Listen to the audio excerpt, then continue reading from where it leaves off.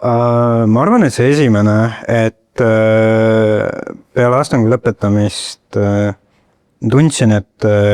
mul olid reaalsed oskused, mul oli koolitöö raames reaalseid nagu, olgugi, et need olid kooli ülesandel või harjutused, aga mul oli vähemalt nagu tulemusi näidata, seega ma tundsin, et on reaalne šanss igale poole saada. Esimestel tööpäevadel võib-olla kõige suurem ärevus seoses sellega, et kas ma saan hakkama, et teadmata siis täpsemalt nagu mida see töö ja need ülesanded endast kujutavad, et siis ikka võib-olla kuklas selline kerge ärevus, et kas nad valisid õige ja kas ma suudan panustada nagu vaja. Hobid.